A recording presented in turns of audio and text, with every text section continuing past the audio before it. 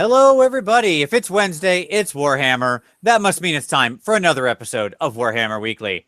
Joining me back once again, he's back from his vacation. I suppose we were nice enough to let him have. It's my good buddy, Tom. How you doing, sir? Hello, friends. How's it going? Good to have you back, sir. Also joining us this week, back in the States, he's stateside. It's William Page. How you doing, sir? Hello, hello. We are glad to have you back in. I missed the Aloha beginning to some of the videos, though. I think you should stick with Aloha. I think that's your thing now. No. That's cultural appropriation. I won't have any part of that.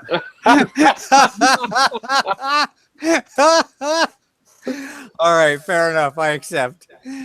All right, so tonight... Amazing. That is great. Tonight we're going to be talking about some Khorne Bloodbound. We're going to be talking about all the mortal forces of Khorne. And and obviously we brought on an expert in Mr. William Page. But first, as always, the news. Oh, we do that still, don't we? Yeah. GW, was this last week that GW announced the General's Handbook that they're calling for feedback?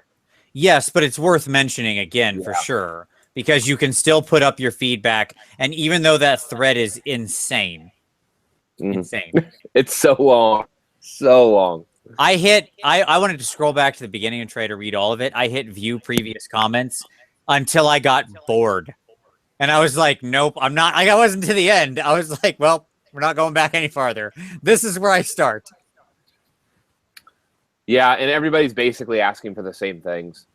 And some of them are dumb things that they're asking for. So, whatever. I mean, I hope that GW takes the good ideas and not the stupid ones. Well, name one stupid one so I know. Give me some context. That they don't like the alternating turns. Oh, that's dumb. That's one of the good parts of the game. Exactly. That is one of the stupid. People want it back into a you go, I go. No. Which is like, no, that's a bad idea. Like from a strategy standpoint. I really think that it's stronger as it is. Definitely. So, so that's an example. Vince, did you have any that you felt like were particularly ones that you did not approve of, suggestions? Or did you feel like that there are ones that you really liked? Either of you. Sure. I mean, there are several in there that I think I really like, right? But if I had to pick, I mean, like some of them that are kind of obvious are like probably just make base to base or talk about it for match play or something like that. Like I suppose having more things of like no duplicate artifact spells or command traits, those kinds of things. Yep. I thought were pretty good. Things that I absolutely hate, I've got a lot more of those because people want to put bad rules in this game. Right. That's what I was talking about with William. Yeah, like I agree with your point that there's more bad than good. Things that are bad, points for individual models. No, we don't need that. Like your list is 20 points off. You'll be fine. Yeah, or fine tune it better. Be better in list building. Like I've made many lists that are 20 points off. It doesn't matter. You're not at some great disadvantage for that. People complain about the rule of one for spellcasting. That's probably a little good, a little bad. I get it. I think the world is better on balance, but only slightly so. Well, but wouldn't you say that, like, I kind of agree that the one successful, like a limit of one successful, I'm okay with. Maybe that could be a better way to do. I'm on the fence with it. I don't mind it being limited, but I'd have to really think deeply about them. Like I said, that one's probably really close. Honestly, we should just do a whole show on this, Tom. We should just go beat by beat and do a whole show on this. Like we'll do a special episode. Go through all 10,000 comments? No, just like go through all the major ideas and say from a game design perspective why we like or don't like them. Because we're not just being flippant about our opinions is stupid. Yeah. That's just noise. Yeah. We should actually critically analyze them. So no, that's legitimate. Yeah, that's a good idea. We're gonna do a Warhammer Weekly special. There you go. All right, that's planned. Okay, cool. So what else we got? Back to the news. Obviously the Tzeentch rollout has continued. The march has continued. The Thousand Suns are out there. We still have no AOS in sight. No even dual kit AOS boxes, which has been disappointing. That is not true. Not true. Not true. You want to take this, Will? Yeah, the Beastman box I saw. That's right. The Zangors come with the fantasy weapon sprue in the box. But They're gonna have the rules out in a month. Yeah, but exactly. we don't. That's the thing. Like we don't have the war scroll. We don't have points for them. Whatever, man. The unit is here. They're not. No, they're not released yet. That's like saying Magnus is here and you can run him in AOS. We just don't have any rules. And he's a sweet demon prince. Like a super sweet demon prince. Yeah, no, that's not like it's not. That's not a release until I'm holding the rules in my hand. Until I can go. Well, I will. Or oh no, this is good. I'm going to include this one.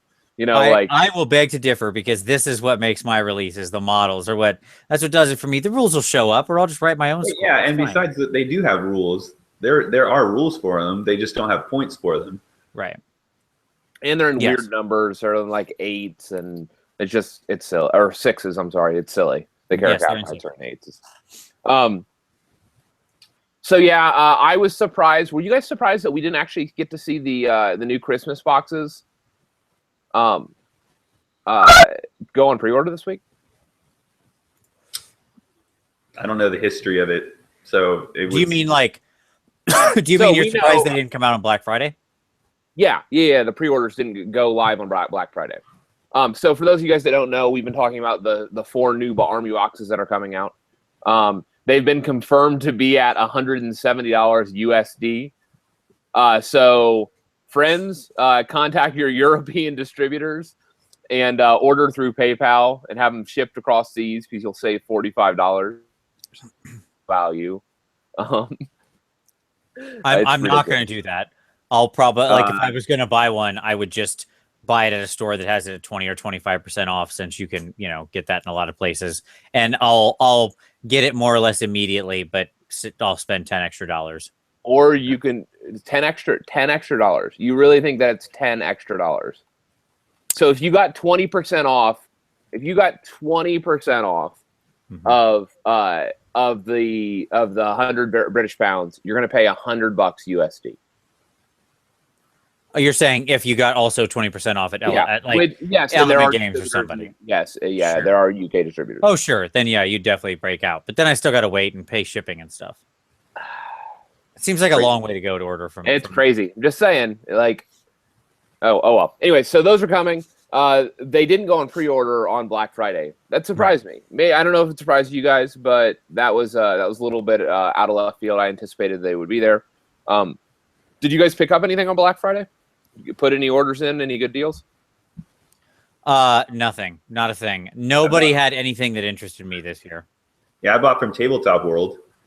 Yeah. Oh man, William, I was so close. Like, and I'm still staring at it. But I just can't bring myself to drop the like $500 on terrain that I was going to. Yeah. I mean, we all know what the big story was on the night of Black Friday, right? Yeah. Well, I was going to go to that once we get past GW stuff, but just bring it in now because it's apropos. So, for those of you guys that don't know, Kingdom Death relaunched their new Kickstarter, and within 30 minutes or 20 minutes, it had broken $1 million. 20 minutes. 20 minutes. Wow. In the first hour, they were over 2 million. Yep. 24 hours in, they were at 4.5 million. Who are these people? Apparently everybody in the world. I'm amazed that there's anyone watching this show that isn't a backer, because to give you the current stats of this, this is the Kingdom Death, and everybody who knows, I'm a big fan of Kingdom Death's minis. I own a lot of them. If you're looking for some good Slanesh minis, they're beautiful all over the place. Yes. They're beautiful and horrific. Yes. So currently the Kickstarter, with 37 days to go. So we're into the doldrums. We're into day 6, as it were, right? Also known as the doldrums. I have no idea why he did a 45-day Kickstarter. I do, actually. They're revealing things from the Gambler's box daily. And so, like, daily things are being revealed, and he needed a long lead time because he's, like, rolling a random dice to do these reveals, and it's crazy. Like, there's just so many reveals he's doing throughout the entire campaign. So that's Fair enough. That's why he's doing it. Okay, well, and like all these expansions are added now, and it's just, it's crazy time. So 6 days in, what are the numbers? 12,780 backers for a grand That's total. Bones number. Those are Bones backers numbers. Yeah, but with a lot higher than Bones numbers. This crushes any Yes. This left Bones one in the dust. Yes. Yep. Like millions of dollars ago. Yeah. Currently at $5,982,000. This will break 6 million by tomorrow, certainly. 6 million. I have a stupid pledge. Sure. I mean, I'll be honest. Like, I'm backing right now at the redonkulous stage. I may back off of that, and in fact, I'm planning on probably dropping that pledge at some point. Well, I mean, their entry pledge is basically about $185, really, but that's what the Black Friday one was. No, the entry pledge is at $300.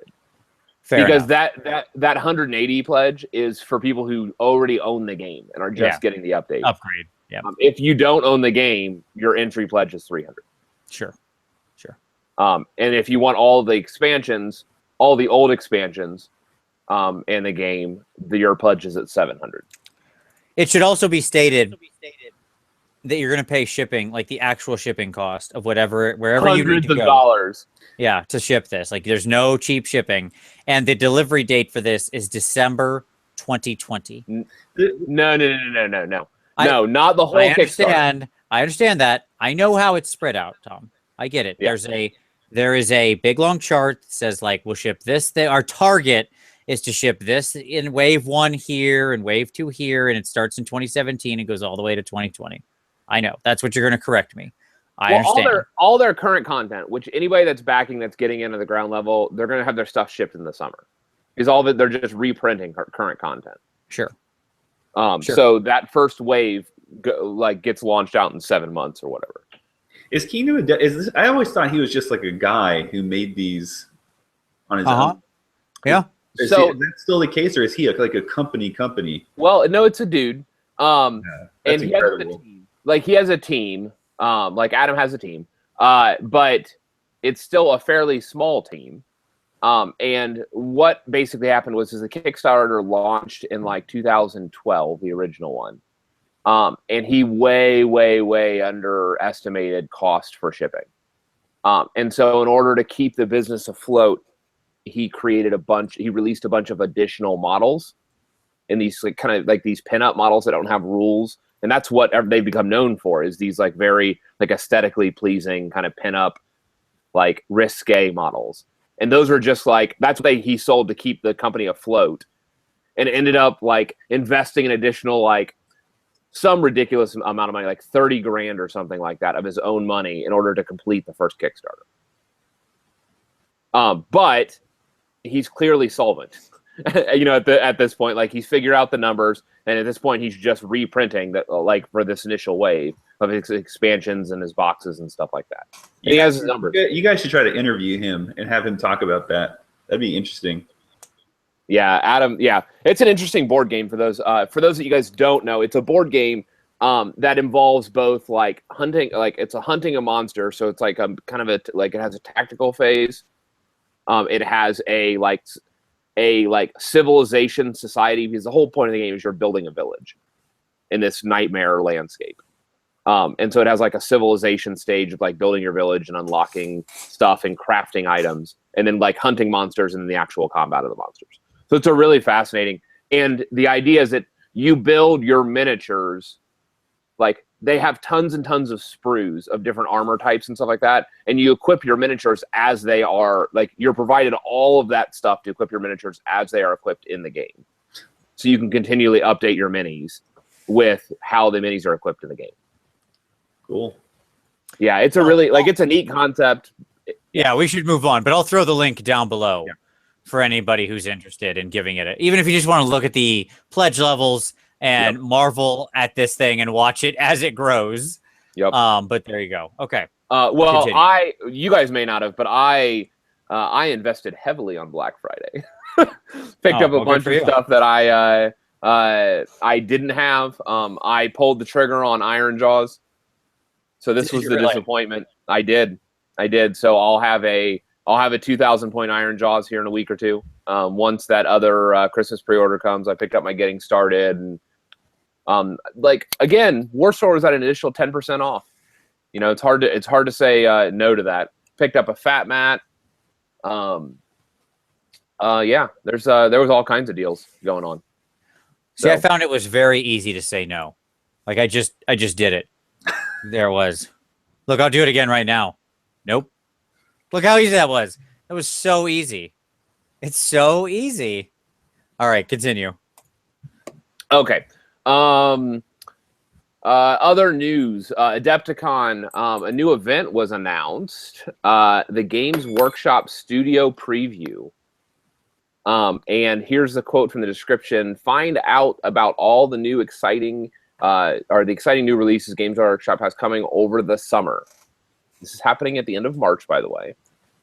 The release is coming over the summer. No, really. You'll get a first look at some new awesome stuff and even a chance to game with it. You won't want to miss this. Seriously, you'll spend the rest of the evening kicking yourself if you don't go. So, Tom, you going to Adepticon yet? That's what I thought. We'll see you there. All right, excellent. Yeah. I'll plan on it now. Book you up. I mean, come on, man. This is going to be the year. Like, Adepticon's going to be popping this year. I'm telling you. It's going to be off the hook. I mean, it's true. Well, that's way to make it 1997 again. But I appreciate that. That's like okay. But this is going to be a great year. I understand. So many people are going to be there. It's going to be an absolutely great time for everybody out there watching. We want to see you at Adepticon. And you should put in the comments below that Tom is a loser if he doesn't go to Adepticon. You should do that. Peer pressure. Maybe I should raise a Kickstarter to send me to Adepticon. Yeah, go. It'd be a GoFundMe. Yes. Oh yeah, there you go. GoFundMe. There we go. No, don't do that. Okay. What other news do we have? So that's exciting. I'll just say that. Blood and Glory was this last weekend. GW covered it. Obviously, they had was it Twitch TV that they were doing the broadcast of the stuff? Or maybe it wasn't a Twitch. Yeah, it was Twitch. Yeah. And then they even covered the top 5 armies. Have you guys looked into this at all? The Blood and Glory. Mm-hmm. Yep. Special shout out to Steve Wren, who won the best painted or whatever it's called, best appearance. I don't remember the exact name, but he won best looking sweetest army for his Sylvaneth. Steve's a member of our PMP, and I watched him paint all that beautiful, beautiful Sylvaneth army he put together. And let me say, shout out to Steve. That is incredibly well deserved. Gorgeous army. And as he pointed out, one of the judges that awarded him, why, it was the mighty Duncan himself. Wow. How about that? Isn't that cool? That is awesome. So congratulations, Stephen. So what grabbed my attention this week was the top 5. There was a nice distribution of forces. Did you guys see that? Yeah, absolutely. Ben Johnson. Do you have I don't have the list in front of me, but do you have yeah, I do. So Ben Johnson's Stormcast Eternals won, and it was kind of the expected kind of heavy drop, lightning teleport in spitting out a bunch of mortal wounds, yada yada. Like a very stereotypical for Stormcast. It was followed, by the way, though, by a Nurgle force, which kind of caught my eye. Somebody running around with the Great Unclean One as their general, but it would seem to be well put together. It had a sail, and it had the types of things you'd expect to be able to compete at that level. So kudos to the general there. We had an Ogre force, a Sylvaneth force, another Ogre force. So they said dozens of lists at that event were Ogre forces. That's pretty awesome. Dozens. I was actually in contact with one of the. So one thing that caught my eye was that a number of unorthodox lists actually placed fairly well. Also, I was in contact right before the event with an individual from TGA, Nico on TGA. And I was theory hammering in the destruction forums, a grot list, and he messaged me and he said, actually, I'm taking something very similar to this to Blood and Glory, and and he took like a heavy, get mob grot list that was like doing a bunch of hinky shenanigans with not fanatics, but the skulkers popping out in like large numbers, like auto hitting and just like chaining and a bunch of crazy stuff. And Nico ended up placing in the top third with this weird, crazy grot list using board drag, paired with the grots. That's awesome. So kudos to him.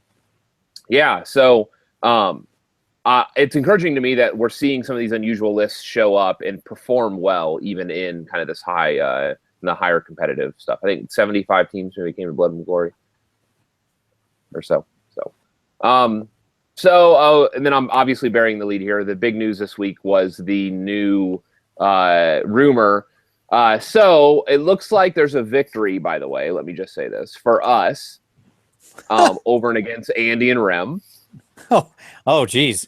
Because sorry, Andy and Rem, because it looks like the Warhammer website is going to release rumors of like these like rumor mill, the rumor engine stuff every Wednesday. On Wednesdays, yeah. It's the worst day for poor Andy and Rem, yeah. Yeah, so they'll always be 6 days behind us. Oh. Well, you realize though that if it's Wednesday, it really is Warhammer though too. I mean, you heard about that, right? No. What? No. Okay. What? The mystery in your voice tells me you have not. The other thing they announced right at the same time as Blood and Glory is the official Twitch TV schedule, where they're going to do weekly stuff. And Wednesday is their day where they do every week. They're going to do their AOS game or show or whatever. So every Wednesday will be the Age of Sigmar thing. Now, because they do it at their time, it'll be much earlier than our show. I don't think they're releasing their show at 2 a.m. But it'll be nice. Well, we're perfectly primed. Not only does the rumor drop, but we can watch that and boom, right into it. We can immediately talk on it. We're gonna be like the Chris Hardwick. This is gonna be like the Talking Dead all of a sudden. Let's just go right into it. Warhammer Weekly. Okay, here we go. So here's the rumor engine that dropped. Here's the image. Somebody lightened it a little bit and gave us some details right here. I don't know if you guys can see this. It looks very mechanically. What do you guys think we're looking at here? An AdMech arm. You think it's an AdMech arm? It is absolutely an AdMech arm. I would bet that. Well, I don't know if I bet that for sure, but I don't know enough about 40K to put money on it. But that key looks very much like the half of the AdMech symbol. And the gear. Yeah, the gear. Yep. Yeah. Mm-hmm. Yeah, the other key looks a lot like the Fire Slayer key. Oh, sure. Like the keys that we see a lot with the Fire Slayer, and then the gears, we've seen the gears show up a whole lot in the Crazy Duerden, in the Steamhead, like in some of the newer Duerden stuff. So I was wondering if these are mechanical arms on our new dwarf engineers. I don't think. Well, you're saying could be like an extra arm on his back or something. Yes, like hanging off of his back.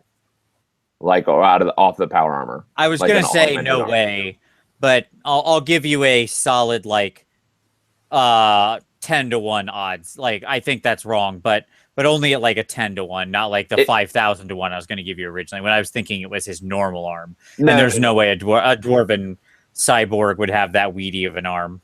No, that's not what I'm saying. Because we saw this key aesthetic with Fire Slayers. Yeah. So it just makes me wonder if this is going to get continued on with the cogs. Now we have a Fire Slayer key.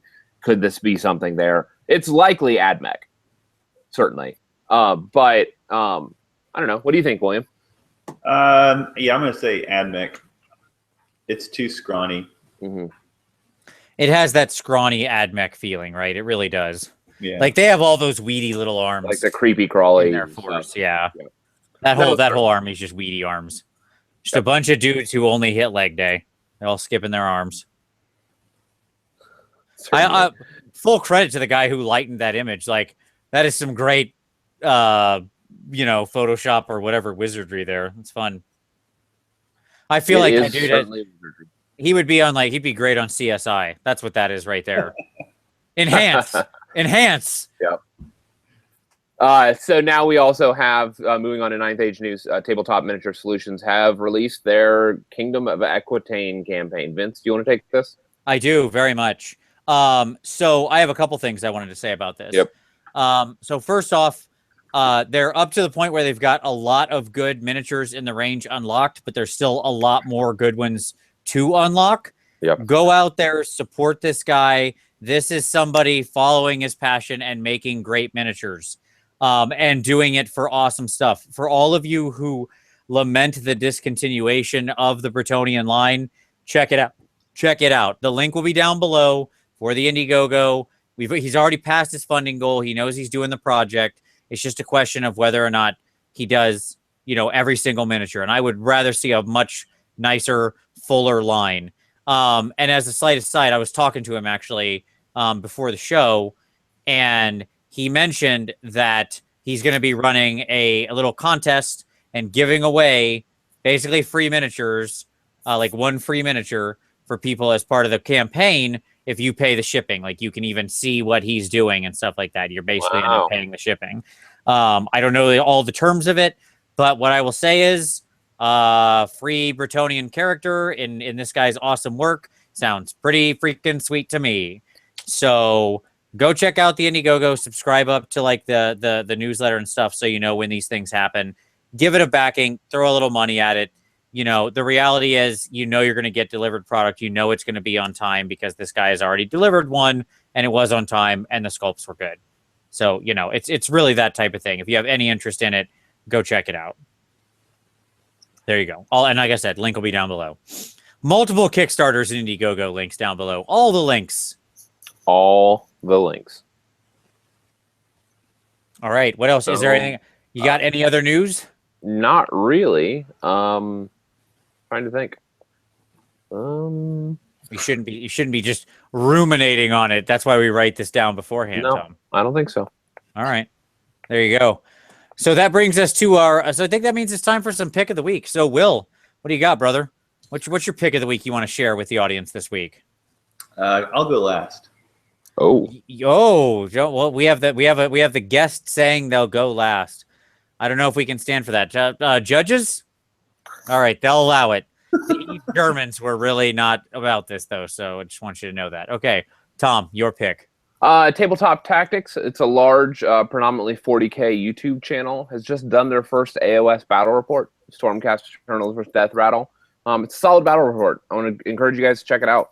It's neat to see some of these more competitive, larger scale YouTube channels taking another look at AOS. So I saw it pop up in my feed multiple times, both on Facebook and Twitter, and so I was like, I'll give it a shot. I watched it, and I was like, yeah, it was pretty good. So it's long, but it was pretty good. Very nice. All right, so mine is going to be very simple. Tom, did you see Rufio and the Chaos Black XL commercial? I did. You did or you did not? I did not. Oh, all right. Well, that is my pick of the week. So, obviously. Oh, yeah. It was the lifting one? No, not the lifting one. The lifting one's fine, but that's not the one it's perfectly fine. But that's not the one I truly enjoy. It's done in the style of like a perfume commercial almost. Like it's all black and white and artistic, and it's like Chaos Black XL, the greatest paint that will cover your miniature. It's just like, it's so amazing. It's fantastic. Like, I was laughing for the 2 solid minutes of the commercial, and he keeps showing up with new titles, like Director of Pigment Dispersal, Games Workshop. Like, it's wonderful. It really is a great bit of humor. And yet again, this is exactly the type of Games Workshop I want to see. It's not taking themselves seriously. It's pretty awesome. So check it out. The link is down below if you're watching this in the future. Otherwise, it will be down there in a little while. All right, Will. Oh, you've waited too long. I was so shameful. I haven't been watching AOS stuff in so long. I was hoping one of you would go off script and pick something completely different, therefore justifying mine. No. So I'm just going to tell you what I've watched recently that's dorky, and so I think it's acceptable. So I watched The Massacre and Comics Explained almost daily, and I would recommend those. One's for comic books, and the other is just for fun. Is there a particular Comics Explained that you love? I watched a lot of Comics Explained. Is there a particular one you've watched? Right now he's doing a lot of Hulk stuff. I've never thought Hulk was an interesting character, but now I'm thinking about it over again. I'm re-examining that. These new stories with World War Hulk makes him seem like a really cool character. Yes, his Red Hulk explanation for anybody who wants that, who didn't get to read that particular storyline, which was pretty great, is a fantastic catch up, and he goes into like just the right amount of detail from my perspective of the Red Hulk storyline. It's really solid. Cool. So there you go. I support this pick of the week. That's okay. Nice. All right. So that then turns to hobby time. So, Will, you're not getting out. We're going right back to you. All right. So over the Thanksgiving holiday, I decided I was going to make a promise to myself and complete one model a day, and I exceeded that. I painted up several Malifaux models, including the Conflict Gunslingers, who I love those models. I'm not entirely sure they're that good, but I love them. And Misaki, some other here tidbits, and then on the AOS side, I got the Chaos Lord from the starter box done. I made it look really well. And then the Aspiring Deathbringer that I've been playing with, who's been blindingly white. Sure, yeah. That guy, he really stuck out on the table, too. You could see him. The nice part was in the battle report, you could always know exactly where he was, right? It's like, there he is. He's like the lighthouse on my tabletop. And we're going to talk more about the Aspiring Deathbringer and other fun Khorne Bloodbound models here very soon. All right, Tommy, what about you? What's on your table there, bud? So, interesting story. I've spent a lot of time well, first off, we'll be the judge of that, but continue.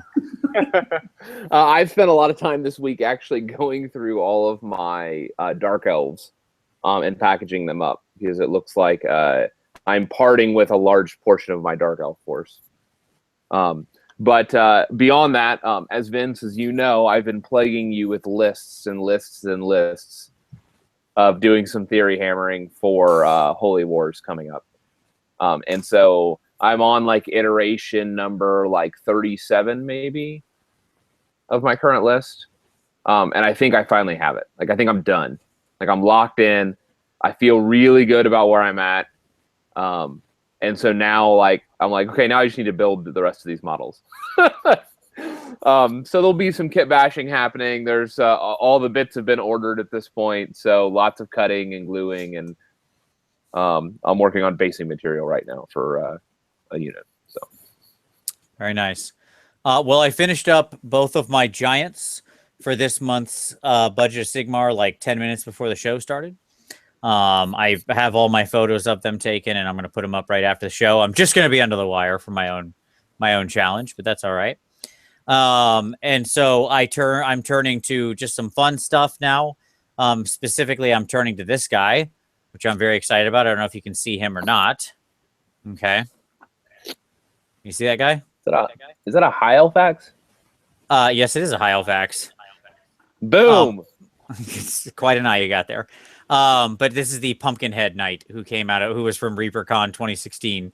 And he's just a fun guy in chainmail with a pumpkin head. And I really love the fig. I think he's cool. So I'm going to paint him up for fun. There you go. That's my thing. I've been spending a lot of time with elf bits. Sure. The last couple of days. Sure. He's a guy with a pumpkin head, and I like pumpkin heads. So there you go. All right. Shall we turn, gentlemen, to the feature segment? Shall we talk about the servants of the Blood God? Yeah, sure. All right. Let's get ready. Let's get ready to add some skulls to the Throne of Khorne, to the Blood God, and all that. I really would love to see like a lazy servant of Khorne show up in one of the stories. Just like, blood for the Blood God, whatever, skulls, sure, Khorne, throne. Yeah, look, I'm on it. Okay, it's fine. We'll get to it. Yeah, he's a little sarcastic. I think that would be a fun twist. He's a murderer. He's just a stone cold killer. He's just lackadaisical about it. So that's what I would love to see. Is everybody just too serious? Everybody's a bit too irascible. That's what I would say, right? Like, just everybody's a bit too instantaneously on 11 in Khorne's force. Maybe calm down a little. Anywho, so we're going to talk about the Khorne Bloodbound tonight, and we're going to do a little good, bad, and ugly. And there's not a lot of huge discussion, or like not discussion. I'm sorry. There's not a lot of huge, division, whatever, amongst the forces, right? Like, one of the things about Khorne Bloodbound is it's a lot of dudes. You want to hit stuff? Awesome. Do you want to hit stuff more? Right. Okay, good. Yeah. So I thought instead we would kind of go through this in a slightly different fashion than how we normally examine these. Normally we go round the horn. We have everybody make some picks based in categories and stuff like that. I've still got categories, but I thought instead we would just kind of break it up and say, within this thing, what do we think in general, right? What's good about it? What's bad about it? What's ugly about it? Rather than trying to necessarily all pick different stuff. And we're going to let Will kind of lead us here because, Will, you have the depth of experience. I have played the Bloodbound a few times because I've got my Khorne girls. All mine are female, but I've rolled it a few times. Right. But certainly not as much as you. And I lead more toward the demonic side rather than the mortal side. So much to my own loss because everything on the demon side is worse, but whatever, here we go. I don't know those blood letters. They have the cheaty auto mortal wounds. Sure. Anyways, can you claim a bloodletter skull? I mean, he's got one in there, I would assume, right? But I think he disappears. Yeah. Don't they just disappear and go back? I don't think they leave a corpse. I don't know. These are the philosophical challenges that the followers of Khorne have to deal with on a daily basis, right? Yeah, I think the Khorne followers are a little bit more thoughtful than you give them credit for. So let's start with overall discussion, just kind of high level Khorne Bloodbound. And Will, I'm going to let you kick this off. What do you think is good, bad, and ugly? Just kind of overview of the Khorne Bloodbound. What's your feeling? All right, in the category of overall, I will choose for good their synergy, and I think their best thing about them is that they have a lot of synergy, and their synergy isn't locked into Khorne Bloodbound, but in fact Khorne or Mortal Khorne, which actually that opens it up to a lot of different things that are maybe slaves of darkness mostly.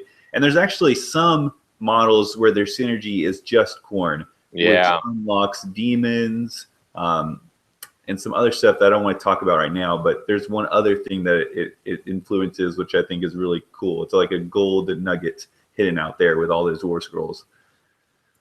Nice. I can't wait for that. So that's what's good. What do you think is the challenging aspect of it? Like what are the weaknesses? What are the challenges? What's the bad and ugly or whatever of the force?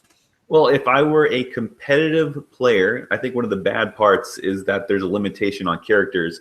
I think this faction needs more characters than the game allows it to have in a competitive scene. So I think the limitation is actually bad for it.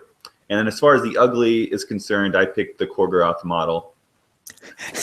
Just overall, he wins the award for ugly thing because he is a gross, awful model. I just feel like they melted some plastic together and was like, yeah, that works, and threw it in there.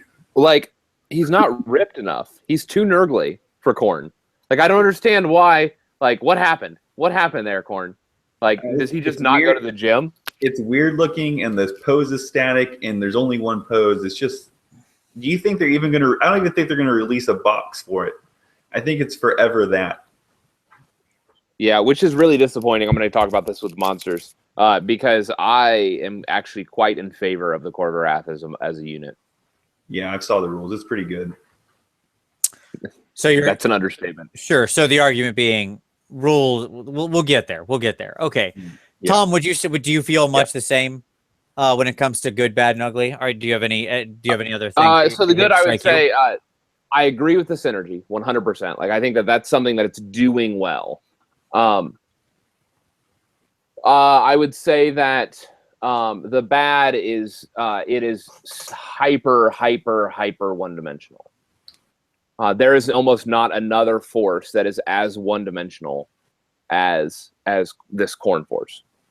There is absolutely no ranged options.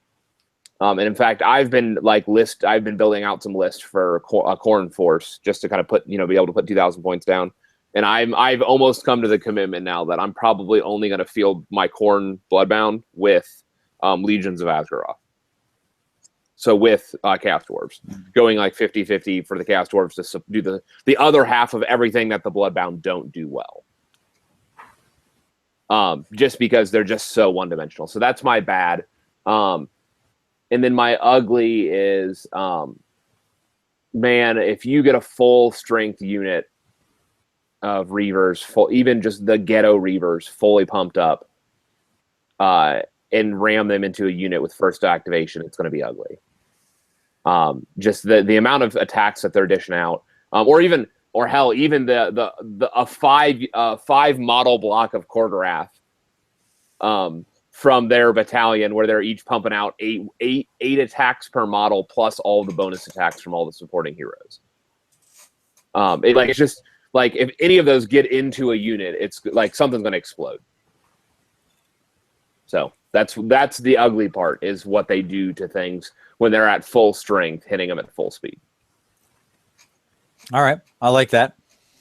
I think that I would agree with everything said. I don't have that much to add. I'll say that I find your point very interesting about not having enough hero slots in the sort of standard Force org, especially when you consider that their heroes are supposed to be all these sort of like, I don't know, like mighty champions, right? Trying to draw Khorne's favor. But when you really look at it, none of them are that. Most of them, I should say. There's one standout in my opinion, but most of them aren't that like incredible on the table, right? They're and points wise, they're relatively well costed. Most of them are in the 80 or 100 point range. Pretty run of the mill as far as heroes go, right? I would say Valkia's pulling her weight at 120. I said there's one exception. We'll get there. Yeah, I would say that their characters kind of tip the scales when there's a combat going around, but they can't just run into anything and expect to come out on top. Right. Yep, exactly.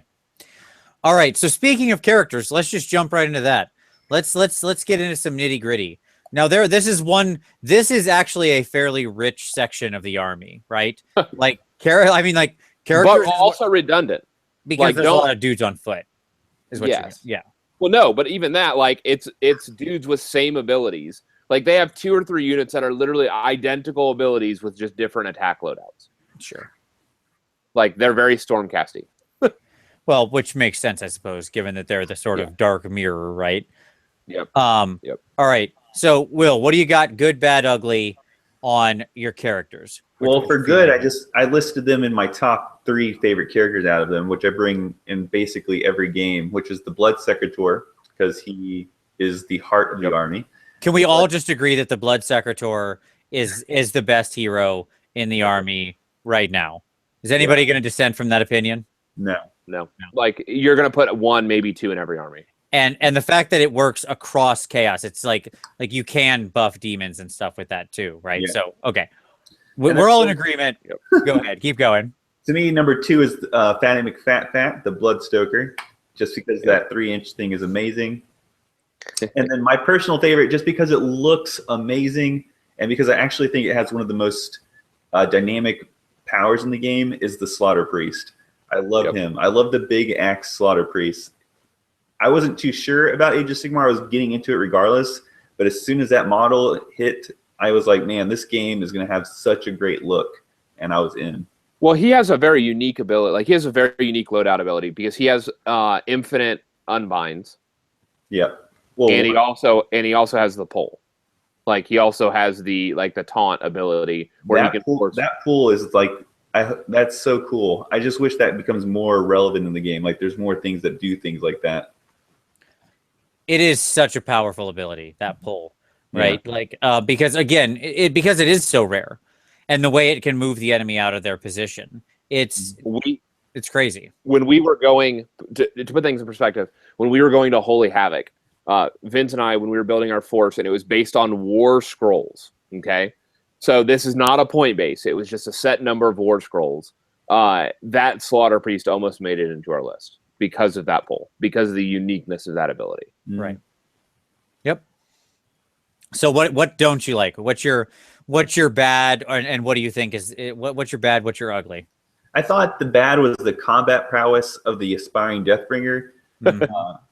I feel like he's modeled in such a way, fluffed in such a way, and even loadouted in such a way that you think he's supposed to be really good. Usually I can get him up to about 10 attacks, just like if I'm not getting everything so close. And he's just kind of, he usually just dies. So it's kind of disheartening. You think he would be better. And then the ugly is just rolling a 1 for that Slaughter Priest. It happens to me every game, but it's so funny but bad at the same time. Demoralizing. Let me just say, there's a reason why they put the adjective aspiring in his name. That's a good point. I mean, you've got us on that one, Tom. Like, it doesn't say Deathbringer. If he had already achieved it, he doesn't need that anymore. Yeah, I mean, his lack of rend and just a bunch of 1 damage attacks. It's like, yeah. Yeah. Okay. Yeah, I agree. He's the whiff for me as well. And I mean, he's not expensive. He's like an 80-point model, but there's better ways to spend 80 points in this army. That's the reality. Like, I would rather have 10 more Blood Reavers and have 20 points to spare. And have 20 points to spare than have him.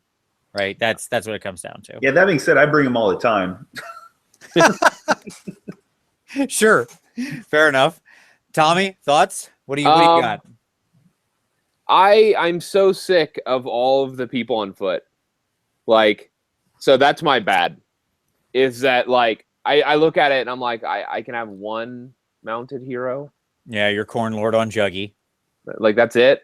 Mm-hmm. And there's just no big, like, I guess technically you have the monster hero, the named Kor'graf. But so that's one half of it. And I'm not, I am not enamored with their hero ability or their command abilities. They're not terrible. Like, I think the best is the Juggernaut Lord, who's giving the +1 to 3 units. Like, I think that's the best one. But the problem I have even with that is that it's mortal Khorne, and I really want to, like, if I'm running this force, I really want to dip into other, we'll talk about this probably later, like other Khorne stuff. Well, no, I think this is a great place to bring it up. Like this is something that actually that Hooves asked about in the comments of the show, which was, did Chaos get a little over segmented, right? In that it feels like that you feel like Khorne demons and Khorne mortals should work slightly better together. Yeah. Right? Since they're all worshippers of Khorne. Like, these are an obviously aligned force. So the irony here is that they do. Like, there are some units that buff all Khorne. So the Bloodstoker or the Bloodsecrator, you're like, yes. And that's awesome. I love that. Right. But that's better than the Nurgle stuff. Yeah. There's almost no Nurgle stuff that buffs. Like, Nurgle is heavily segmented demons and mortals. Sure. Also. So, I mean, it's not like Khorne arguably works better together than some of the other forces. That's a fair point. That said, it still doesn't work well together. Right. And that's the mistake. Like, I think that mono god army should be working well together, is what I would say. It really feels like, especially in Chaos, where there is already so many different sub-factions, right? Yeah, so that seems like a miss to me. That seems like to me, that's the ugly part, is that the heroes just aren't working together like I would want them to. You would think that they would work together in order to kill more things, because that's what they're all there to do, is kill things. And they're not working together to kill things. Sure.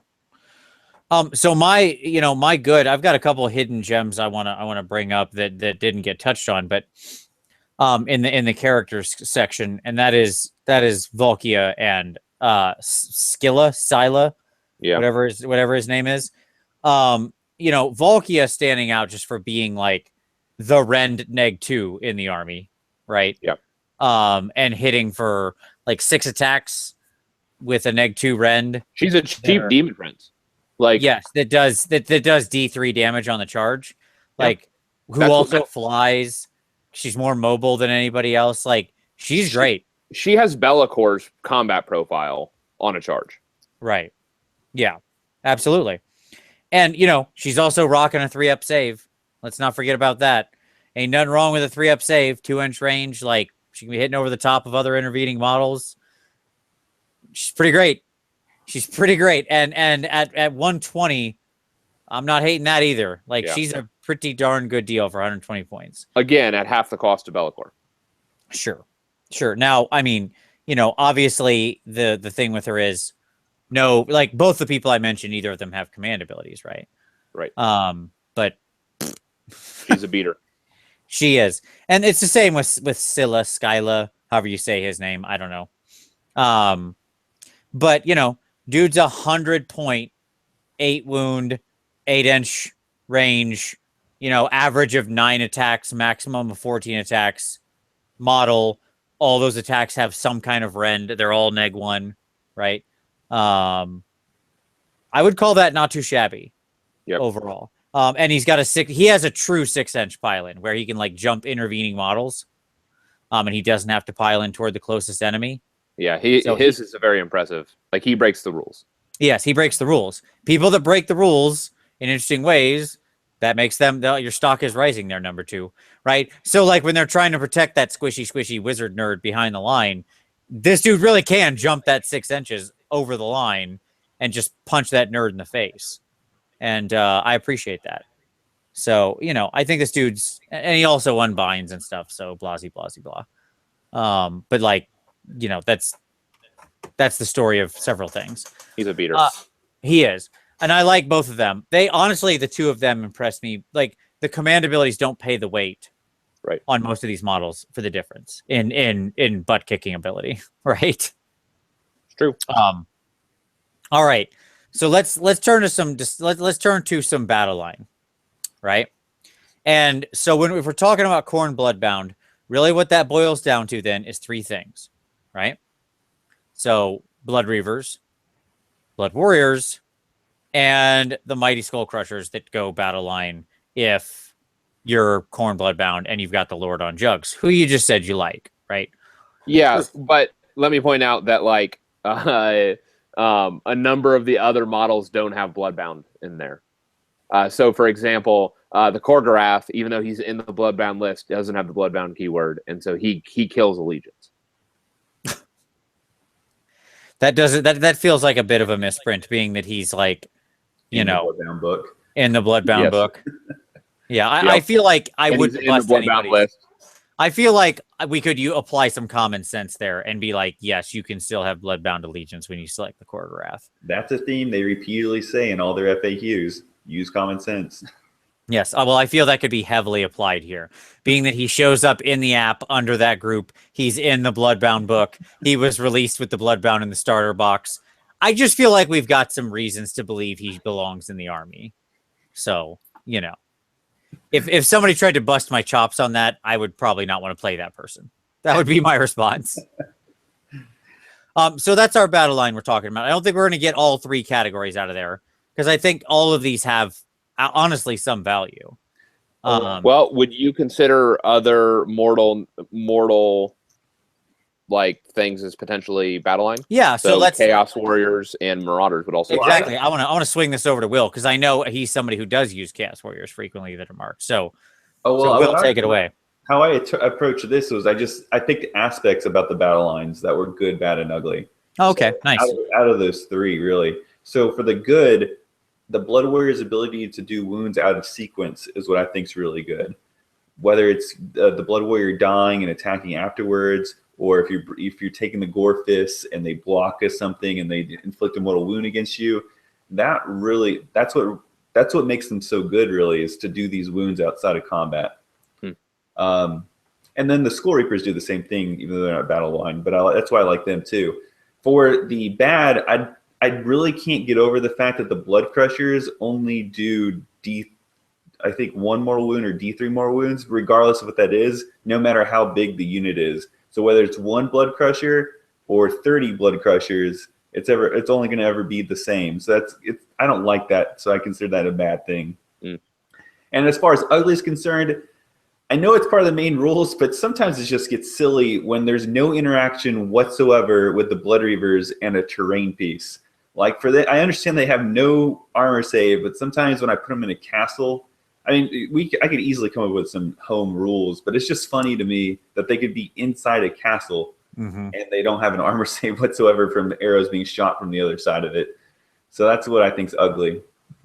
Yes, this came up with me a lot because I was running some Bloodbound in with our Mordheim rule adaptation, right? Yeah. I was running Bloodbound as my warband for a while, and that was on a cityscape, right? So like my Blood Reavers would be like running into buildings. Somebody could see like half of their left arm, and I can't get any cover save. They're just getting nailed by shots from across the board. I'm like, come on, guys. Yeah. That's where you just have to be like, okay, if you're in the castle, you get like not an armor save, but a 5+ roll or something. Right. Yeah. Yes, that is a funny it's one of those weird picadillos of like they can never have an armor save. Yeah. Got it. Okay. I guess that justifies their cheap cost. I mean, they are bargain basement pricing. Yeah. But are they better than Marauders? Well, let's spin over to you, Tom. So like you mentioned the Warriors and the Marauders. Are they better than Marauders? I'll ask that question to you. What do you think? I don't think so. Like, I actually honestly don't think that most people have ever looked at Marauders. Yeah, I never have. Like, yeah, no, because here's the deal. Okay, Marauders, like if you take the hand weapons, so like if you take the standard weapons, you're going to be at 4 up base, 1 attack, 1 damage. So that's not so different than the base Reaver. Okay, you can mark them for Khorne, obviously. They can carry. They have a base 6 save. You can slap a shield on them with no cost to their offense, and they go to a 5-up save. They can carry the damned icon and get reroll 1s to hit. So they're 4-up, reroll 1s. And then if they have, and this is the weird rule, when they pile in, you roll a dice. If they're 20, if you add 1 to the roll, if it's 20 or more models. If you roll a 4 or more, 3 or more with 20 or more models, they get +1 to hit, so they go to 3-up, 4-up. If the result is 6 or more, they get +1 to wound as well. So then they go up to 3-up, 3-up, and they're also getting all the multi-attack buffs from all of the other Khorne stuff at a 5-up save. Same cost, 10 for 60 points. Yeah, I really wish I knew the exact date of the show that we talked about. Because Tom, I don't know if you remember, but on a previous show long ago, you and I had a discussion between Blood Reavers and Marauders, and I submitted to you that Marauders were better for pretty much the list of reasons you just gave me. And you were like, nah, man, Blood Reavers. And I was like, okay. But I'm happy to see you've come around to the winning side. I would tend to agree. Yeah. I think Marauders are better. The fact that they can have that save, they can still benefit from all the armor buffs, and that they can, or sorry, from all the attack buffs, and that they basically have, I would say, an equivalent threat in combat, right? Like numbers wise on the line, to me makes them at the same price, makes them a solid unit. I don't. That being said, I think if you wanted to stay completely in theme. Yeah, you know, in a world where they release special abilities for all these armies, right? And the Bloodbound have like their own unique. They're Nurgle, or they're a Khorne mortal. They're still fully within the allegiance of Bloodbound. Good point. Because Rotbringers are Nurgle. I mean. Yep, you're right. Yep. So they're fully within. I mean, and the reason why I've been focusing on this with Marauders is because I've been looking at it from a Nurgle standpoint. Sure. I'm looking at potentially running blocks of Nurgle Marauders. And they're really good. I mean, for 60 points for 10, like, and so I don't know, like it's worth bringing up as a battle line. Like I think that Marauders are severely underlooked. If you're running a War Shrine with these guys, like it just gets dumb because like now you actually have a t-shirt save and a 5-up armor save on these like crazy models that you're going to run a block of 30 for 180 points. Right. For what you're going to pay for a Chaos Warrior block, you're going to get 30 of these guys. It's insanity. So they're really good is what I would say as a battle line. I also run the Dark Feast a lot though. Yeah. I couldn't do that with the Marauders. No, you couldn't. Yeah, that's true. Yeah, and Dark Feast is an awesome battalion. Are we talking about battalions here? I didn't have it down, but we certainly can. I don't because I think there are a couple standouts. Yeah. But Will, I'll exempt myself from the conversation since I don't have access to all the battalions. I don't have the like Bloodbound book or whatever. Yeah. But Will, what are the battalions that do draw your attention that you think are quality? Well, I mean, I do. There's so many to choose from, but the ones I usually run are the Dark Feast, which is great. And there's the Red Headsman, which is junk, but I still run it just because it's fun. That one, if you're not familiar with, is you basically buff your opponent's heroes or monsters, and then if you ever kill them, then whoever you have left gets bonuses. But it's generally just for fun. When I do it, it usually benefits my opponent more than me. Sure. But other than that, I don't really run a lot of the other ones because I just don't have access to so many models. And that's probably the ugly, is that you have to have so many models to be running all these different battalions. Right. Yeah. This is a heavy model count force. Yeah. Because it's so many just dudes on foot that are relatively cheap. Yeah, if I were to start a Khorne Bloodbound army, if I were to give advice, I would just be like, go through the book, find a battalion you want, and then buy everything towards that. Yep. And you're just going to buy like a couple starters. Like just resolve, like you're going to get 2 to 3 of the Khorne starter set so that you can get a couple Bloods, a couple Bloodsecrators, a couple of the other guys that you'd need. Well, and obviously now you've got your big mega starter, right? That has... Yeah. So for me, the one that has grabbed my attention is the Skull Take. Oh, yeah. So the Skull Take, you're going to be running a Bloodstoker anyways. You don't normally run Skull Reapers. You can. They're just not, like, they're 140 points for 5. They're not real standout, but I think they're 3 wounds a model. They're not bad for what they are. But the more key here is that you also run it with a unit of so it's the not Skull Reapers, Skull, what are they called? They're the Skull Blood Death aspiring. You know what I'm talking about? Death Fighter Stokers, Exalted. Blood Skull Wrath, Blood. No, yeah, so exactly. not Wrathmongers. Skull Reapers. Which one are you trying to get? Yeah, okay. Skull Reapers. The not Wrathmongers. So running like 2 units, so you're gonna drop like 280 points on this. But the real money here is that you get a unit of Korgoraths. Okay. Now for those that don't know, Korgorath is a unique beast because it is a monster. It is an 80-point monster that can be run in a unit. Yes. Each model has 8 wounds. Do you remember what the max is for that unit size in the General's Handbook? 6? Okay. Yeah. So I would probably run units of 5. I don't know that I would run 8. Yeah. No, it's a good call. Anyway, so they have a base 5 attacks for melee, 3 range attacks that are junk. But the 5 attacks are like 3 up, -1 Ren, 1 damage each. And this battalion cranks them up to 8 attacks a model base, and then they get all the rest of the attacks of the rest of their unit. So and it's going to self heal kind of. You're going to pick up a healing a wound here or there. You're not going to heal a lot out of this battalion or out of this force. But they're going to run around with this block of 5 fairly small base models. I mean, these are like the bases are the size of like Varangard or something like that. So it's not a very large, like they don't have a large frontage. They have a decent frontage. And they're going to throw out like base 40 attacks and plus all the rest of the bonuses of all this, the augmented stuff of like bonusing from the Bloodsecrator. They're going to be immune to battle shock from the Bloodsecrator, so you don't have to worry about that. And there's going to be 40 wounds across these 5 models. And they're going to pick up buffs from places that, like, so the Bloodstoker can give them reroll 1s to wound. So they're 3 up, reroll 1s to wound.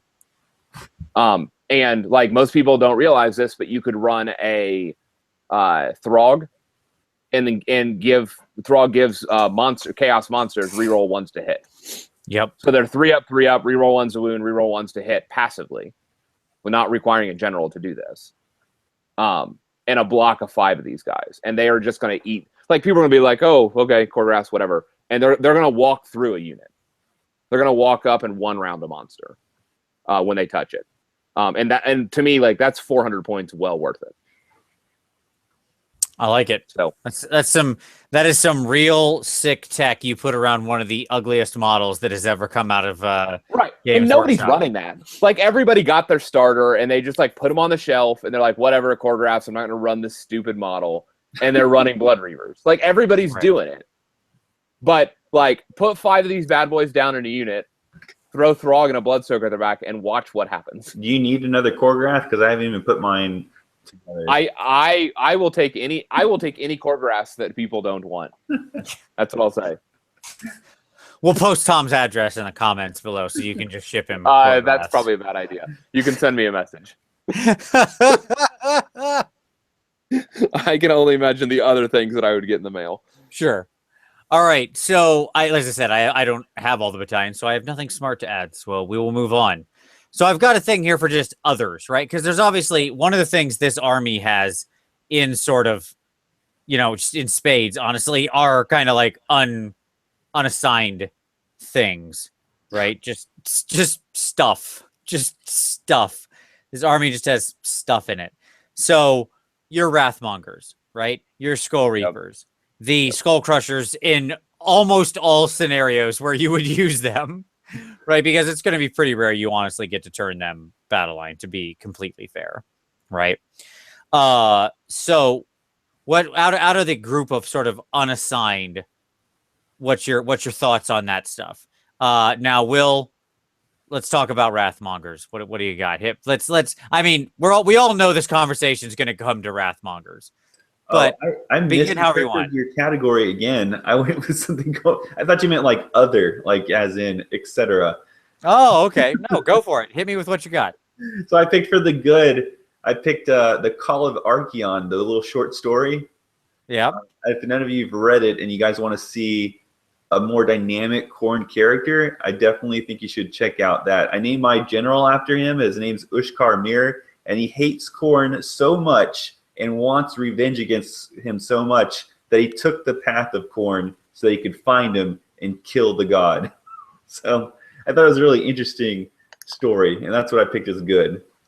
For the bad, I like everything about that story. That is awesome. It's really good, and there's like a sick but interesting friendship too that develops in there between one of the Khorne characters and this guy. So I really liked it. It was like reading about an honorable, bloodthirsty Khorne guy seeking vengeance to right or wrong. It was really good.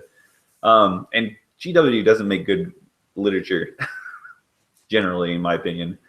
So for the bad, I have to say I didn't like the fact that there's really no main line centerpiece. I mean, you could go to Forge World and pick up that monster that's amazing and does a lot of damage. But other than that, I can't go to a Games Workshop and pick up something. I think a missed opportunity was the Korgorath. I felt like you could do so many cool things with something like that, and it's just really disappointing. And is the Khorne Chaos Dragon going to be able when that comes out? But that's going to be another Forge World. Or anything, like, how, to me, the thing that the dwarves ride was kind of out of left field. That's a different thing to me. It's new. I feel like you can definitely do that with the God of Blood. And then as far as the ugly is concerned, there in 40K, I know that there's a Khorne faction that as they kill stuff, I think they can start summoning demons. And I think that's a missed out opportunity when it comes to the Khorne Bloodbound. It would have been cool to have that, like, every 8 wounds you inflict gives you like a token or a something that you track, and eventually you can use those to pay out for some demons. That would be sweet. And again, it goes to that thing we were talking about, more synergy between the mortal and demonic followers. Because in the stories, they tend to, you see them hanging out in a lot of the same fights, right? Yeah. I mean, if you're Tzeentch, you're able to easily bring in Tzeentch demon allies. Same thing with Nurgle, same thing with Slaanesh. It's like, but there's no way to have that interaction with Khorne. But they definitely come to the battlefield based on what the Khorne mortal followers are doing. And I want more bloodletters on the table. Because I love the auto mortal wounds on high rolls. Because you can fish that with other bonuses, and getting hit bonuses as chaos is pretty easy in the actual, like, from the command abilities and stuff like that. So yeah. So let's pivot and let's talk about Wrathmongers, shall we? Yeah. Now, Will, I know you've these have got to be a standout unit, right? I think we all agree Wrathmongers pretty decent as things go. They're the must-have unit that I don't own.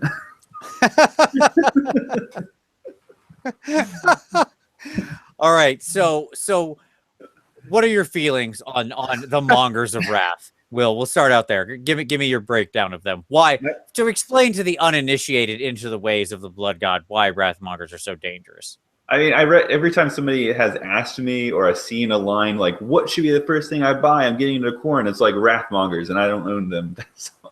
But I mean, they're really so Khorne Bloodbound is definitely one-dimensional. They only do combat. They don't really do shooting. They don't have magic. There's not a lot going on there. And so what the Wrathmongers do, and even unit by unit, they're not even that good. Like Blood Warriors on their own, not that great. Reavers, not that great. None of that stuff's that great. So they do rely on a lot of synergy.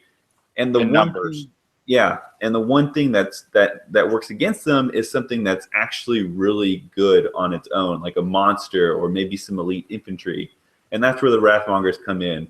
They're kind of like, they go in there and they do a ton of attacks, but more importantly is that when they die, especially against a monster, it allows you to take control of that monster in a sense and have them self-defeat themselves, which is pretty hard because that's the one thing after all the games I've been playing, the one thing that is the doom of me for not having Wrathmongers is any monster that heals at all. If you heal even a little bit on a 6, it's just too much.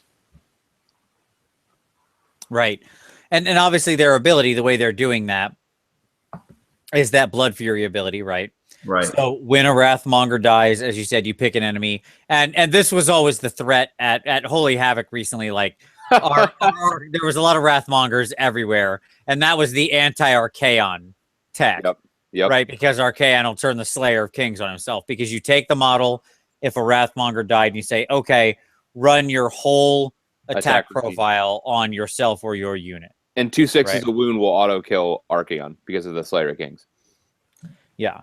So when a unit, if the Wrathmongers charge in, they make a bunch of attacks. They're, as you said, they're decent, right? They make a good number of attacks each and can be at a pretty good bonus. They have the rend. That's always good. They have some rend. It's not bad. They put out a lot of attacks. You know, they themselves are basically 3 wound, 5 up save models. Fine. They're like Blight Kings.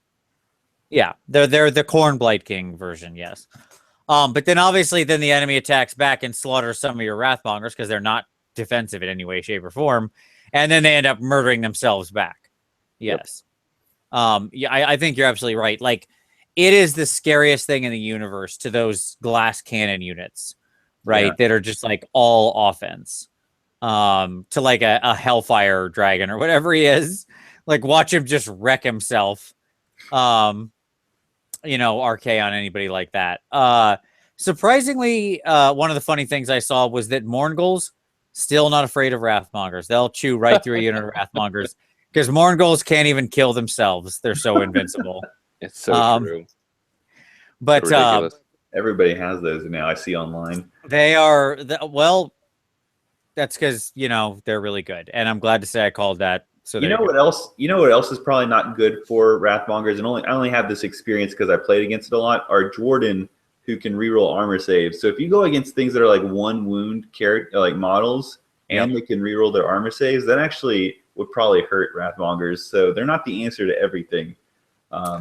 No, I think they have a definite weakness, and it's called mass crappy troops. Yeah. Right? Like the worst nightmare for them is running into a pack of zombies or some garbage like that, where it's just like they're going to tear down a bunch of Wrathmongers just by sheer number of attacks, right? Because again, Wrathmongers have like a 5-up nothing. Right. And the Wrathmongers are accelerating combat. Like exactly. Giving attacks to the other units. Yeah, they add 1 attack to everybody around them, right? Yep. So not only which is great when you've got Blood Reavers and Marauders and stuff, but not so great when they take normal garbage zombies and make those zombies double their attacks. And then, they die, and it's like, oh, the zombie has to attack itself. Okay. Cool, man. Like, zombies attack themselves. Who cares? Right? It's irrelevant. So, I think their weakness is, ironically, garbage troops. Yeah. Like, they have a definite vulnerability to garbage troops. Yeah, but they also need a lot of the garbage troops, too. Because, I mean, they still do put out, I think, 4 attacks apiece at a -1 rend. So, you can't just throw in a 10-man unit of Blood Reavers. You gotta and call it a day. Yeah. But yeah, your zombie is a good example. Yes, a zombie horde. If Wrathmongers crest the hill and see a zombie horde in the valley, all right, boys, pack it up, turn around, We're not fighting for Khorne this day. The blood god doesn't want any part of that. All their blood probably leaked out I think anyway. even like plague bearers would be ugly Sure. because plague bearers don't have offense at all. They're all defense. But then they have 1 attack, 3 up, 4 up. But that's going to get doubled to 2 attacks. So they're actually going to be able to put a block of plague bearers going to be able to put wounds on those Wrathmongers, and then when they die, they're not going to be able to put wounds on themselves. Right. Yeah. It makes me think of like the old MMO breakdown where you would have like you have a character that has like a damage shield, right? Yep. And like the worst nightmare for that character was to run into like a low damage attrition tank that couldn't hurt himself effectively, but would just slowly burn them down. Yep. Right. Yep. All right. So the last thing that I have in our category discussion here, with the mighty forces of Khorne, is the monsters, or what passes for it in this army, right? And I mean, I said that jokingly because really, this is a light list, right? Well, this is supposed to be a mortal list. Remember that. So, like, you would have to have something mounted normally to pass for a monster in a standard like mortals list. Sure. Like the fact that we actually have monsters in this list is amazing. I guess. Is it? I don't know. I feel like a lot of other armies managed to pack in a little bit more in the monster area. But yeah, you've got Skark. However you say his name. He's Icelandic. Yeah. Yes. He's Icelandic. Yes, exactly.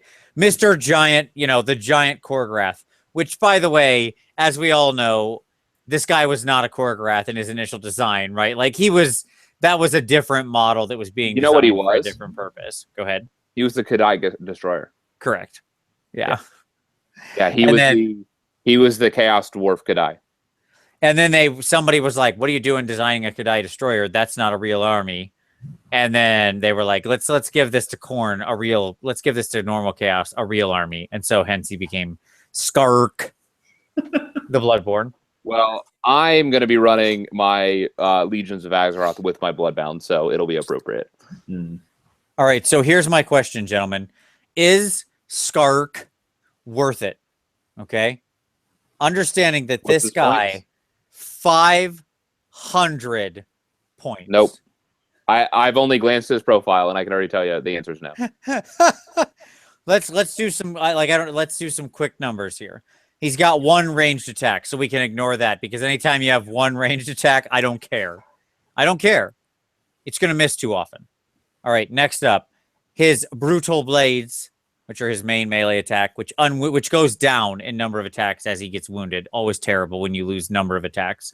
But it does start at 2d6. And it's a 3-up, neg 2 damage. Okay? And then he's got 6 thunderous hooves, which are 4-up, 3-up, neg 1 rend, 1 damage. Am I selling you yet on 500 points? So you're telling me, hold on, that by default, he, on average, has the same attack profile with those axes as Valkia does at 120 points. No, I mean, he averages 13 attacks, 7 of which are at neg 2. Well, I was saying with the axes. The Thunderous Blades or whatever. Brutal. Yeah, like his big attack. His big attack is Valkia's profile, like when she on charges. A charge. Yeah, I mean, yes. One off of his average, but yes, correct. You're not wrong there. Checking. And on occasion, he's going to underperform, being unwounded. Sure, he makes all wizards, even friendly ones, within 12 inches reroll all casting rolls. Okay, successful casting rolls. Sorry, let me be very clear there. And I'll give you this ability, Towering Horror. Okay. If this unit inflicts damage on 1 or more enemy units in the combat phase, then you must subtract 2 from the bravery of all enemy units within 12 inches of this unit in the battle shock phase of the same turn. Now, I think that's a really great ability. Yeah. Right? Knocking 2 bravery off of a massive crater of units. That's no joke. Like, that's models fleeing. Right? But that's not 500 points. I don't know. I think it might be worth it, especially the command ability. He's going to be able to run and charge. I mean, you can't run him down the center of the the table and expect him to be worth 500 points, but I think he's pretty good. But can he earn his points back? I don't know. I'm the wrong person to ask. Yeah, I don't think he can. Like, I compare him to like a Chaos War Mammoth, or something like that, and like that Sure. War Mammoth turn 1 with his mortal wounds is going to earn back, like is going to do more than this guy will likely do in 2 rounds of combat. Right. And that Chaos War Mammoth is 60% of his cost. Yeah, I mean, my issue with him is I wish his attacks were better. I think his command ability is pretty good because his bubble run charge is huge, right? Yeah, it really is huge. That Quarterath block just becomes scarier. Yeah. The problem is, yes, it's exactly. It's for all the Khorne monsters. Here's what I would say: if that ability didn't say Khorne monsters, if that ability just said Khorne, then maybe I would think about it, right? Because most of the Khorne models want to get across the board as fast as possible. And the Bloodstokers are adding 3 to run and charge. So the Bloodstokers are going to add 6 inches to those rounds. Yep. So if that was the case, if I could just have that buff all of Khorne, I would accept him at 500, right? Because then you get him together with Mr. Bloodstoker, Mr. Fatty McFats, as you say. And yeah, like suddenly you just be ripping across the table. Which is what this force needs. Like, this force needs to move quickly. Yeah, and it would feel almost more like a destruction force, like a Bone Splitter's army or something that's up in your face right away. But because it's just Khorne monsters, I mean, other than running Tom's insane Korgorath list, and Bloodthirsters. Yeah, it just doesn't feel like that useful. I'm gonna say I think you can make it work. If you're playing, I don't know. So I use points very loosely. Like we just use points where I play just to kind of get in the ballpark of each other. So I guess it's hard to say, is it worth points or not? But as far as rolls are considered, he's very fast, which is not something most of the stuff in the Khorne Bloodbound move at the same speed, like roughly. So this guy fills a flanking unit, I guess, or a way to distract at a very high speed. He has 16 wounds, which means he's very durable. His attack profile is really good still. I mean, 2d6 attacks that hit 3s, wound 3s, has a -2 rend, it does 2 damage each. I mean, compared to whatever her name is, it may be equatable, but it's still good, and it's still going to deal a lot of damage, especially over the course of 16 wounds on a 4+ save. So I don't know. I feel like, and then when he dies, eventually, he's going to explode and do 1 mortal wound to everything. So I don't know. I think when you take him with 1,500 points, we'll say, of a meat of the Bloodbound, he's going to serve a very valuable purpose. So when I think about Chaos monsters at 500 points, like I think about like, okay, well, let's compare him to something that's in the same point range. Glotkin at 480, who is vastly considered Glotkin. Just want to point out we're talking about one of the big boys here. Yeah, okay. Who Glotkin is vastly considered to be overcosted, by the way, at 480. Who has a similar attack profile. Like, the amount of average damage that Glotkin's going to put out is very similar. Who has a 14-inch bubble of +1 attack to all Nurgle units. All Nurgle. Just all Nurgle. +1 attack. And 14 inches. Who's also casting 2 spells around, can increase the wounds on a unit by 1. Who is self-healing, sitting at 18 wounds base. Like, Glotkin looks like a deal compared to this guy. When you say does it get its points back, is that how tournaments are run? Is just like on points? Like, no, but it's just a way to sort of think about it, right? Of like, can this model in some way facilitate earning its points back? Either by killing directly or empowering others to do that, right? Well, I think that's beside the point in Age of Sigmar, because I mean, I don't believe you should play games like that. I mean, you play however you want to play, obviously, but that's just not how I would design a game.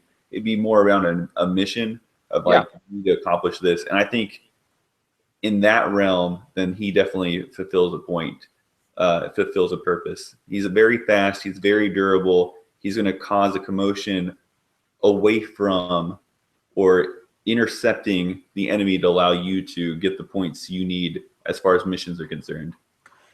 And that's a fair point. Like, I totally accept that, because you're right. Like, just, it's not necessarily about like equating the points all the time, because in scenario play, which is obviously the way to go, things like utility, mobility, ability to move on objectives are often far more valuable than killing power, right? Yep. Yeah. Yep. So let me propose this to you. Is he worth 2 soul grinders? I don't know. I don't own soul grinders. Because soul grinders can also get marked Khorne. They are also chaos monsters. And they also have 16 wounds and a 4-up save. And they have 2 ranged attacks and have multiple attacks with -2 rend. And they're 280. Yeah. Well, if you ask me if he's worth it, my initial reaction is I would never pay that much money for it. So no. And that's a fair answer. Yeah. That boy is expensive. But if you ask me, can I make him work in a game and be successful with it? I feel like I could. That's fair. Yeah, that's fair. Yeah, For me, I don't know. I don't know that I would just look at him and be like, I don't know, man. I can't. I'm sorry, buddy. You're a neat model. I don't like your skull pimple thing that you got going on. We're gonna need to green stuff, all that. But I suppose you're still cute. But in the end, I'm taking the double soul grinder. Like, that's 60 more points, and that's cool. And they have range attacks and all that other stuff. What I would also say is that I still think that the Khorgorath needs to not be forgotten here. The Khorgorath is a Khorne monster. Yeah, sure. And like, clearly this dude does, like, that dude works really well with a bunch of Khorgorath. Like, he does do his job. He does what it says on the tin, right? Like, he makes a big unit of Khorgorath real scary, because your point about him sweeping around the side, like, that bubble is pretty big and he just needs to touch that unit with it, right? So you can shove that big old unit of Khorgorath up the middle while he's moving around to flank or to take an objective or to threaten some other secondary or tertiary objective. And with a Bloodstoker, again, they're going to get an additional 6 inches of movement from the 3 from the run and 3 from the extra charge. Right. That humble Khorgorath, I started this show thinking he was garbage, but in the end, I think maybe it's just the model needs to be, the model can be converted. Maybe we just need a new Khorgorath. Maybe that's the answer. Hey, surprisingly enough, we haven't touched on my good. Oh, hit me. All right, go for it. The Blood-Scorched Bull Tribe. If you take that battalion, you get a bunch of Minotaurs and the Gorgons, and they're all marked Khorne. What? Go on. Where's this from? This is from the Allgates compendium. So if you want to pull up your Wargore section. I'm going to go pull it up my Allgates book. Hold on just a minute. Okay. It says here that from Veracity to Vitality, they add 1 to their wounds characteristic for all members. So all their monsters and Minotaurs get an extra wound. What? They're Slaughterers of Khorne. All units in the Blood-Scorched Blood Tribe who are marked Khorne, and they get to reroll all failed charges. And then they have something that's called Prey of Choice. And I don't know what this is, but you get to reroll failed wound rolls against stuff called the Toroi War Clan. I don't know what that is, but I guess if you happen to ever fight them, you get a +1 to wound. Okay, where is this in Allgates? Oh, well, it's on my app. I was just guessing it was in Allgates. Yeah, I'm not seeing it in Allgates because I'm like, man, I am in. Why does that not have points? What section is this in? Like, where are you looking at it? What was the name of it? Because I'm looking in my app too. We all are suddenly. It's in Warherds. Warherds. Okay, got it. And it's the only battalion. It's called Blood-Scorched Bull Tribe. Oh, is that just in the no? It's in God Beasts. Oh, is it? Okay, sorry. Yeah, that's the only Realm Gate Wars book that I don't have on my shelf. Still, that is awesome. It's 3 Gorgons, so there's your 3 Khorne monsters. Yes. Man, right. Vince, that's like right up your alley. Seriously, you didn't have a shattered Gorgons. Well, I mean, he's back together, but all my stuff is marked Tzeentch. I mean, that doesn't mean I'm not afraid to collect a second Beastman army marked or Warherd army marked Khorne. That's fine. Yeah, I kind of want to build this just because I like those Minotaur models so much. Yeah, dude, that is the find of the night right there. Holy crap, you were right. That is a hidden gem. That's amazing and fluffy and flavorful and awesome. I love everything about that. Why, GW, here's the request. Why don't we have points for the good battalions that are in... Do we not know it? Do we know it doesn't have points? Yeah, it doesn't. None of the narrative campaign battalions have points. Oh, okay. Got it. Nah, whatever. Who cares? If somebody wanted to do it, it'd be like, I don't know, 80. Like, there you go. There, I just pointed it. It's 80 points. You can use that. Knock yourself out. It's probably pretty close.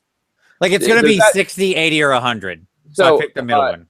So, William, I have to ask, does it actually have the Khorne Bloodbound keyword on it? It has the Khorne keyword. Well, it gives them the Khorne keyword. So it would work. No, but like on the battalion. Oh no, like, it doesn't get the Bloodbound. But but the Bloodbound, I don't think have the Bloodbound keyword in it. Oh yeah, you're right. They're just more mortal Nurgle. Yeah. Or mortal Khorne. Mortal Khorne. So yeah, they would work with you just plug in a Blood Secretor and a Fatty McFat, and they would benefit from those things too. Yeah. Oh man. That is great. Maybe some Wrathmongers running around too, just having those. Yeah. That's good. Dig it. Just get those Minotaurs ramped up to 11. Just chopping things down. Oh, that's pretty good. I like everything about that. All right, well there you go, man. That's the winner of the night right there. Will, you brought the golden ticket, buddy. Absolutely. Like, I am seriously sitting here going, like, I don't have that book unlocked on my app, and I was like, well, I could unlock it for this cost. Might be worth it. Like, I'm buying that book just to get access to this one sweet scroll. I did that right before the show because I remembered it. Nice. Way to go the distance. Yeah. So, were there any other units or any other thing that you particularly thought we didn't cover or didn't mention you wanted to bring to light, good, bad, or ugly about the Forces of Khorne? The only unit we didn't talk about that I really like, but it's hard to make work, is the Skull Grinder. He has a really cool ability that when he kills a character, which is difficult but not undoable, that he gives everything within a range. Every hit to a 4-up becomes double the wounds, and that I've only pulled it off once, but it turned the battle immediately, and it was really great. So I don't know where that would fit, but that's like a awesome. Hard, but awesome. Yeah. No, but like it's obviously a little risky because getting that guy in there and getting him into a hero he can actually kill, and then having him kill that hero when the other people can be around him to also benefit. Sure. Yeah, he only gets 2 attacks that hit on 3s and wound on 2s and has a rend, and it does 3 damage. So you can there's multiple ways to increase his attacks. It's just, can you get it all to come together? And then is it at all worth the trouble anyways too? Because by the time all that's coming together, it's like the combat's already happening on parts of the board. It's just cool when it does. Sure. No, that's awesome. I dig that. And it's cool. It's a very cool effect too. It feels very, very apropos for Khorne there. Competitive wise, probably not worth the points, but that guy's what? He's like 80 points or something, yeah, right? He's 80. That's the good thing about Khorne. You can just burn points just because you can. Yeah, just cheap heroes. So, as from a miscellaneous standpoint, as we're kind of wrapping up, can I also mention one more comment about the Bloodbound? Sure. Yeah. That's what we're doing. Final thoughts. Go ahead. I think that this is probably one of the easiest forces to collect if you're a Warhammer player. Do you mean cost-wise, or just what do you mean? Just in general. Despite the high number of models? Yeah. I've kind of accidentally, I'm 2/3 of the way to a Khorne Bloodbound force. Because I have the starter. Sure. And I picked up an extra 20 extra Blood Reavers and extra Blood Warriors. I picked up kind of on the cheap on eBay for $5, $10 on low auctions. Sure. And then I was like, you know what? That Gore Chosen game looks neat. So I bought the Gore Chosen game on the discount for Black Friday. And so now I have 4 more heroes. I picked up the White Dwarf magazine. I have another hero there. So I have multiple Slaughter Priests. I have basically the entire suite of Khorne heroes at this point, kind of accidentally. Those are clan pack heroes that I've just come into because I'm collecting other things in the hobby. Right.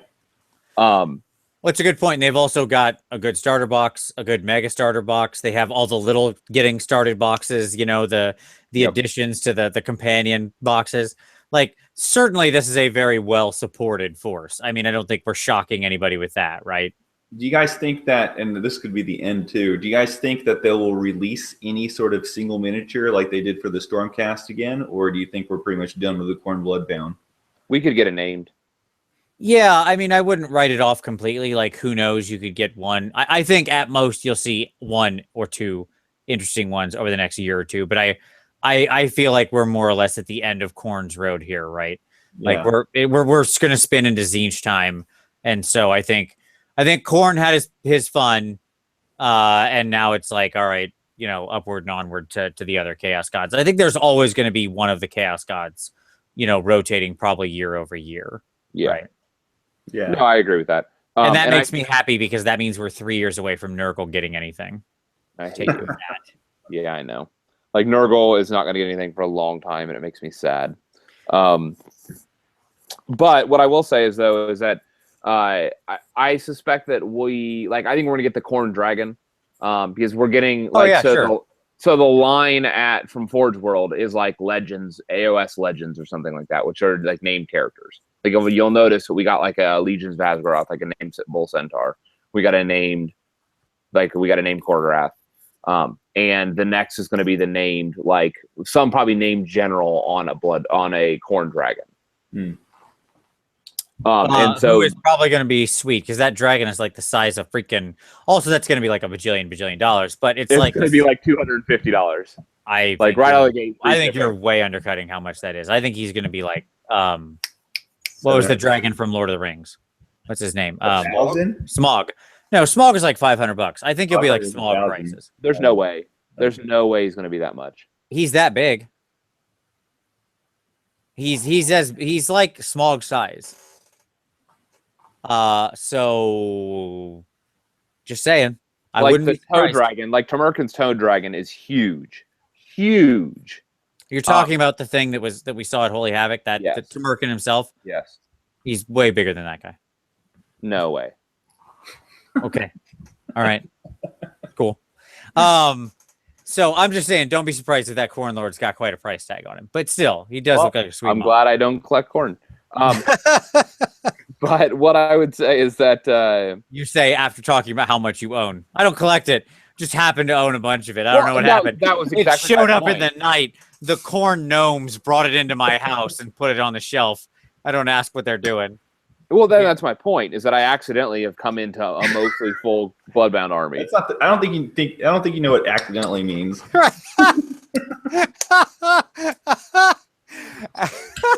Accidents are like, I walked down the street, I tripped. Oops, it was an accident. I didn't trip and fall into a couple shelves full of unpainted Khorne models. That's not an accident. There's intention there. I think it is. No, there really wasn't intention when I was picking up that stuff. Anyways, but I don't know what I was saying. Whatever. It's getting late. Show's almost over. We don't know what you're saying either, Tom, if it makes you feel any better. Clearly. All right. So I think that does bring us to the end. Will, any final closing thoughts for the night? No. All right, man. Well, it was good to have you back on the show. We're glad to have you back in the States. And now that you're not that far away, we're going to organize a big get-together since, like, Tom is halfway between you and I here. So that's got to happen at some point. We got to make that happen. But maybe we'll rope in Nicholas Bolaire or something, too. I know he's not too far from your area. Great guy. There you go. So, all right, to all of you out there, thank you very much for watching. As always, we greatly appreciate it. And we'll see you next Wednesday.